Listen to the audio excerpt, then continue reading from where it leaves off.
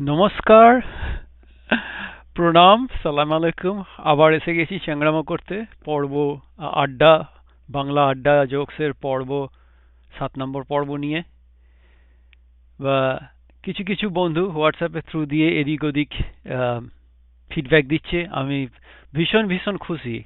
Which was started এত casually শুরু করেছিলাম, মানে 10 বছর ধরে ভাবছি যে বাংলার চর্চাটা ঘেটে যাচ্ছে, একটু একটু চর্চাটা রাখতে হবে। তো সেটা নিয়ে ভেবেই যাচ্ছি, সময় আর হয়ে ওঠেনি। লাস্ট 7 বছর ধরে চাকরি বাকরি ছেড়ে বাচ্চা মানুষ করছি, তাও হয়ে ওঠেনি। হঠাৎ করে মনে হলো যা মেসি জিনিসপত্র দিয়ে শুরু করা যাক, রাইট? জাস্ট পাসিং ইট। হ্যাঁ, ইউটিউবে আমাকে একটা সুযোগ দিচ্ছে যখন। কিন্তু দিনের শেষে হয়ে গেলাম confused. Confused in the sense, এরা প্রত্যেকে আমাকে খুব ভালোবাসে, কিন্তু ভিডিওগুলো দেখছে, দেখে এক একজনের এক এক রকম মন্তব্য, এবং সেগুলো খুব যথাযথ। যেমন আমি ভুলে যাই, মাখিয়ে ফেলি। তা একজন বললে, আরে উমা, তুই জানিস 1 মিলিয়ন মানে হচ্ছে 10 লাখ। আরে এই তো খেয়েছে। আর একজন আবার ধরিয়ে দিল যে অরুণ চক্রবর্তী যে গানটা, কবিতাটা লিখেছিল, তুই লাল পাহাড়ির দেশে যা, রাঙামাটির দেশে যা, ওটা শ্রীরামপুর স্টেশন না। শ্রীরামপুর স্টেশনে মহুয়া গাছকে নিয়ে লেখা, শিয়ালদা নয়। তুই কি করছিস? আমি আর কি বলে, আরে বস, আমি তো ভুলে মেরে দিয়েছি।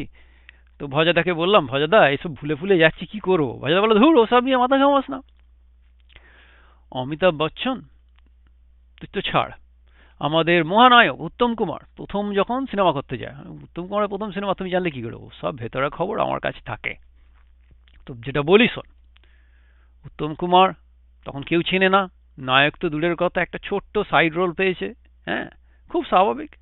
হ্যাঁ, ক্যামেরা অন হবে, গিয়ে 30 সেকেন্ডের জন্য গিয়ে বলবে, তুমি আমার, আমি তোমার।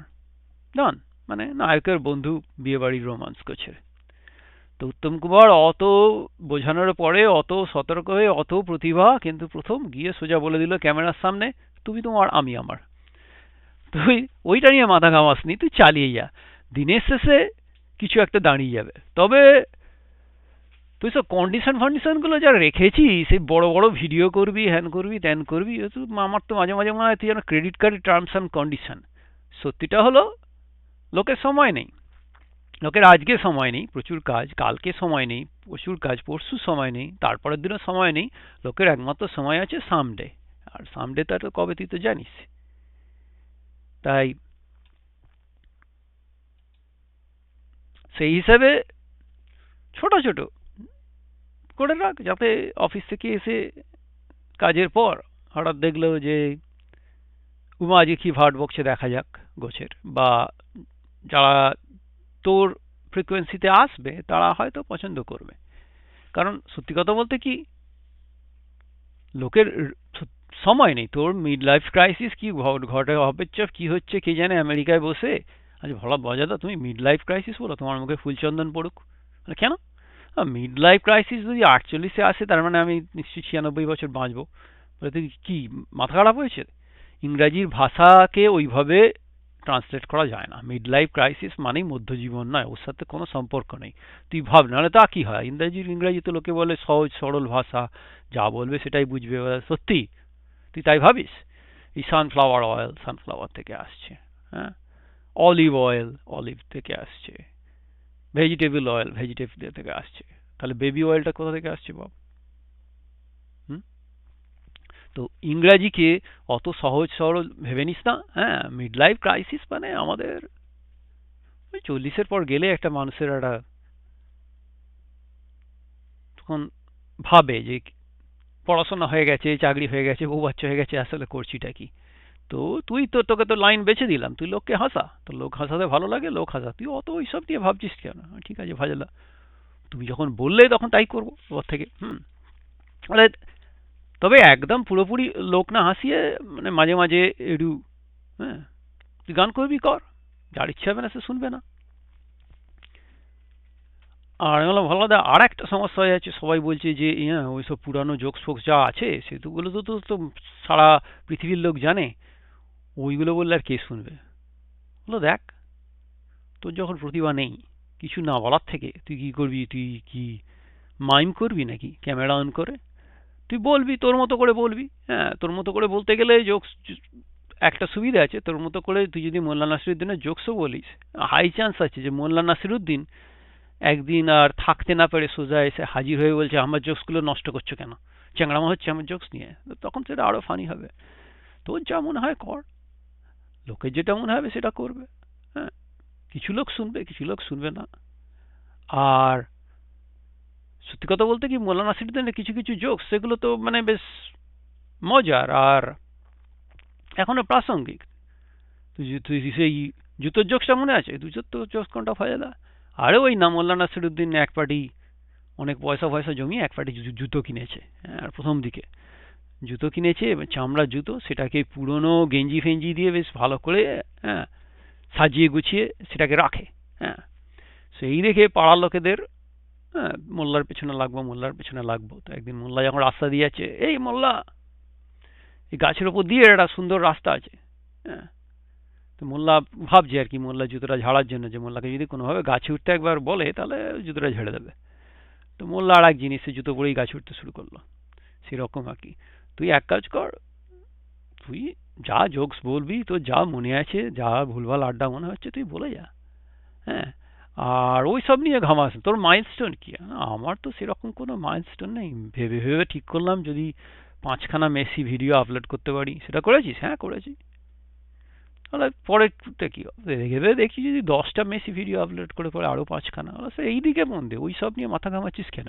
আর একটা জিনিস মনে রাখবি, হ্যাঁ, যারা তোকে দেখে সমালোচনা করছে বা যারা তোকে দেখে বলছে, তারা কিন্তু তাদের খানিকটা অমূল্য সময় তোর পেছনে দিচ্ছে। তো চেষ্টা করবি একটু খানিকটা ভাবনা চিন্তা করে তাদের সঙ্গে কিছু কথা বলার, তাদের সম্পর্কে কিছু কথা বলার। কারণ দিনের শেষে দেখবি যত লোকে দেখবে তোর, যত দুনিয়া সারা প্রান্তে ছড়িয়ে থাকে বাঙালি যত তোর ভিডিও দেখবে, সবসময় মনে রাখবি ওরা কিন্তু তোর একটা উপকার করছে।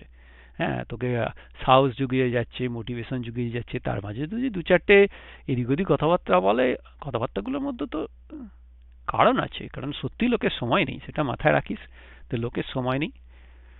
ও, তুমি ওইসব বলছো, ওগুলো ঠিক আছে, ওগুলো বন্ধু বান্ধবদের মধ্যে চলে, আমারও কোনো অসুবিধা হয় না। যেমন একজন বললো যে তুই যে যেগুলো বলছিস, যে আড্ডাগুলো মারছিস, তোকে যারা চেনে না বা জানে না তারা তো রিলেট করতে পারবে না। তুই বরং ওই, হ্যাঁ, পুরানো দিনের মোল্লা নাসরিদিন, গোপাল ভাঁড়, ওইসব জোকসগুলোই বরং বল। আর একজন বললো ঠিক উল্টোটা, যে ওইসব জোকসগুলো একদম বলিস না, কারণ ওগুলো শুনে শুনে লোকের কান পচে গেছে। তুই নতুন নতুন লোক জোকস লিখে তারপরে বল। আমি তো লিখতে পারবো না, অত আমার প্রতিভা নেই। তবে মাঝখান থেকে আরো একটা অদ্ভুত ব্যাপার হলো, একজন এসে হঠাৎ মন্তব্য করে, আরে ওমা তুই তো অনেক ফর্সায় ছিলিস, আমেরিকায় গিয়ে কালো হয়ে গেছিস। যাব বাবা, এটা তো কোনোদিন আমি জানতাম না।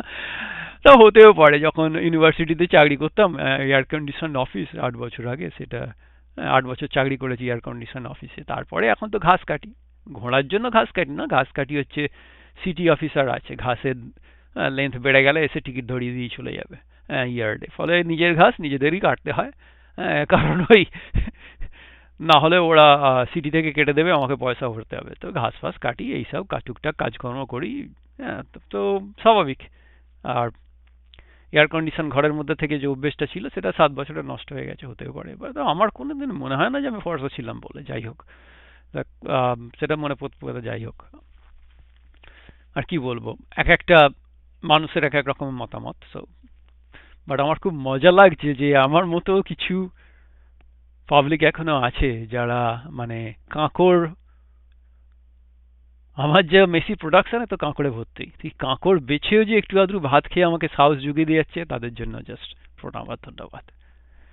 আর আমি কালো নই, ইনফ্যাক্ট আমি জাস্ট মানে হয়তো আমেরিকার ভিডিও যারা খুব দেখে থাকে তাদের রেসপেক্ট অফকোর্স আমি কালো। কারণ আমেরিকানদের সঙ্গে বাঙালি অনেক সিমিলারিটি আছে, রাইট? মানে আমেরিকাতে এসে আবিষ্কার করলাম, আমেরিকাতে দু রকমের প্রজাতি, সাদা বা কালো না, আমেরিকার মেয়ে দু রকমের প্রজাতি। একটা হচ্ছে হার্ড ওয়ার্কিং, আর একটা হচ্ছে হার্ডলি ওয়ার্কিং। না, আমেরিকাতে হার্ড ওয়ার্কিং এর নাম্বার বেশি, আর হার্ডলি ওয়ার্কিং এর নাম্বার তুলনামূলকভাবে কম। হার্ডলি ওয়ার্কিং এ গরিব লোকও আছে, বড় লোকও আছে।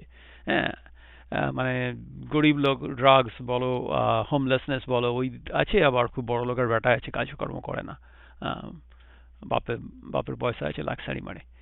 আর বাঙালি পুরো একই ব্যাপার, বাঙালিও তাই।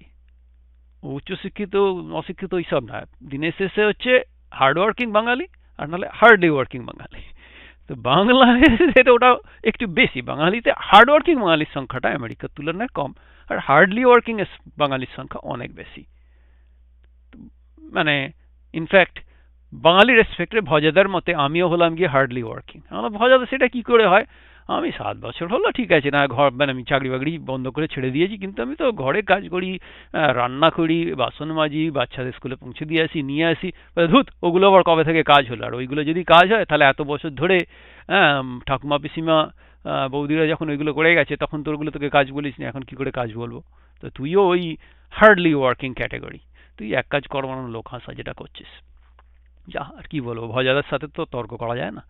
তো যাই হোক, ওটা বেশ মজা পেয়েছি। অনেকগুলো কমেন্টের মাঝে হঠাৎ করে একজন বলে বসলো, রূপাতে কালো হয়ে গেছিস, শুনে বেশ মজা পেয়েছি। বাস, যাই হোক, কবির নাম মনে পড়ছে না, একটা ছড়া কালো হওয়া প্রসঙ্গে মনে পড়ে গেল। কালো হওয়ার কারণ, কবির নাম যাদের মনে পড়বে কমেন্টের সেকশনে যদি একটু নামটা দিয়ে দেন খুব ভালো লাগবে। আর যেহেতু বলে আমাকে উৎসাহ জাগানোর জন্য একটু সাবস্ক্রাইব করে দেবেন, একটু কমেন্টের সেকশানে ভুলভাল যেগুলো হচ্ছে সেগুলো ক্ষমা করে দেবেন, খুব ভুলভাল হলে একটু ধরিয়ে দেবেন। হ্যাঁ, যাই হোক, তো কবিতাটার নাম মনে হয় কালো হওয়ার কারণ, কৌশিকের থেকে পেয়েছিলাম। তা কৌশিকের থেকে ওইসব আধুনিক কবিতা আসতো স্কুল লাইফে, কবির নাম ভুলে গেছি, অনেক খুব খুব খুব দুঃখিত। তো দিল্লি থেকে বিল্লি এলো, দুধের মতো সাদা, কলকাতার এক কালো বিড়াল বলল তাকে, দাদা আসুন, বসুন, কেমন আছেন, বাড়ির খবর ভালো? সাদা বিড়াল বলল, তোমার রংটা কেন কালো? কালো বিড়াল বলল, শুনুন, রাখুন আগে বেডিং, আমি যখন জন্মেছিলাম চলছিল লোডশেডিং। নমস্কার, আজকের পর্বটা এখানেই থাক, শেষ করি। হ্যাঁ, আবার যখন ইচ্ছে হবে আসবো। আর আমরা সাবস্ক্রাইব করে কমেন্ট করে আমাকে উৎসাহ জুগিয়ে যান, যাতে এই আড্ডা চালিয়ে যেতে পারি, মনোলগ। ধন্যবাদ।